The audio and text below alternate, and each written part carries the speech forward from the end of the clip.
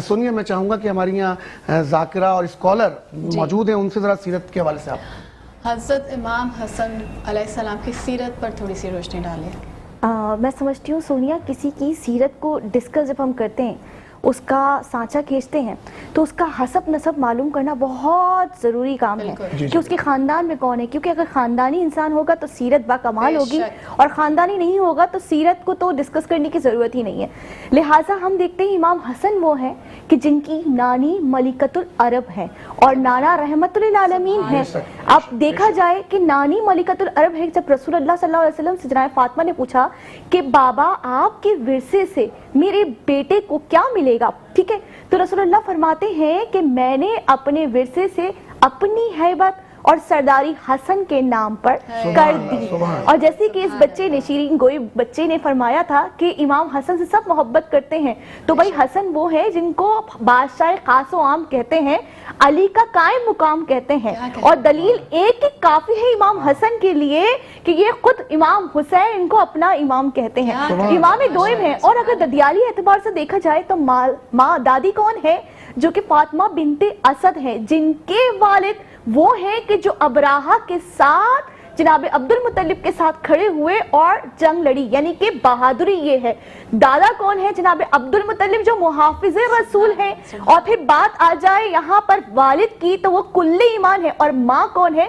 عصمت کی شہزادی۔ اسی لیے قرآن امام حسن کے جو قصیدے پڑھ رہا ہے، بس میں مختصر سے بات کہوں گی کیونکہ وقت بہت کم ہے، قرآن جو قصیدے پڑھ رہا ہے وہ 3 آیتوں سے تمام کرتی ہوں۔ آیت تام یعنی انفاق کرنے کی جو آیت سورہ دہر کے اندر شامل ہے وہ امام حسن کی شان میں ہے۔ انفاق کرنے کے بارے میں تذکرہ امام حسن کا تذکرہ جو ہے قرآن تسبیح و تحلیل کے ساتھ عرض کرتا ہے۔ اس کے بعد ہم دیکھتے ہیں کہ یہی امام حسن ہے کہ جن کے لیے کہا جاتا ہے کہ آیت مباہلہ میں ابنانا ابناکم کا مصداق ہے۔ پھر اصحاب قصہ، آیت قصہ میں خود انما یرید اللہ لیذھب عنکم الرجس اہل البیت ویطہرکم تطہیرا، قرآن جن کی طہارت کی قسم کھا رہا ہے۔ یہ عصمت کس سے ورثے میں ملی؟ فاطمۃ الزہرا سے ملی۔ اور علی ابن ابی طالب سے ورثے میں کیا ملا؟ سقی ابن سقی، کریم ابن کریم ہے۔ وجود و کرامت کی اگر میں عطا بولوں تو امام حسن ایسی بہت مختصر کر کے، ریگستان میں ایک بوڑھی عورت نے اپنی کل کائنات یعنی ایک بکری دودھ اور کھانے میں پیش کر دی، شوہر نے اس پہ ظلم و ستم کیے کہ بھائی تم نے مجھ سے بغیر اجازت کے، اور شریعت بھی یہ کہتی ہے کس طرح سے کسی کی مہمان نوازی کی۔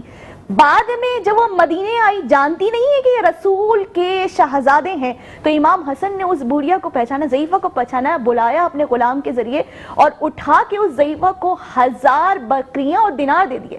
اکیلے امام حسن نہیں تھے، وہاں جناب جعفر طیار کے بیٹے عبداللہ بھی تھے، امام حسین بھی تھے، انہوں نے بھی یہی کام کیا کہ 1000 بکریاں 1000 دینار۔ جناب عبداللہ جو وہاں بہت ہی امیر تھے، انہوں نے بھی 2000 بکریاں اور 2000 دینار۔ ایک مرتبہ واپس آئی امام حسن سے کہ میں نے آپ کو فقط 1 بکری دی تھی اور 1 بکری کا دودھ پلایا تھا، تو آپ نے مجھے اتنی 4000 کہ میں لے کے کیسے جاؤں؟ کہا کہ وہ تیری کل کائنات تھی، اس کے مقابلے میں یہ کچھ بھی نہیں ہے۔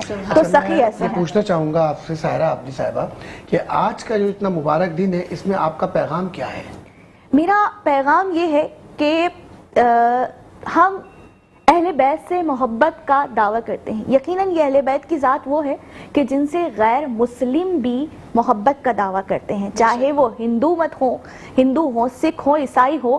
کوئی انسان عقیدت میں مکمل ہی نہیں ہوتا کہ جو اہل بیت سے آشنا نہ ہو، لہٰذا صرف دم نہ بھریں بلکہ اپنی کردار سازی جو ہے اہل بیت کی طرح سے کریں۔ سبحان اللہ۔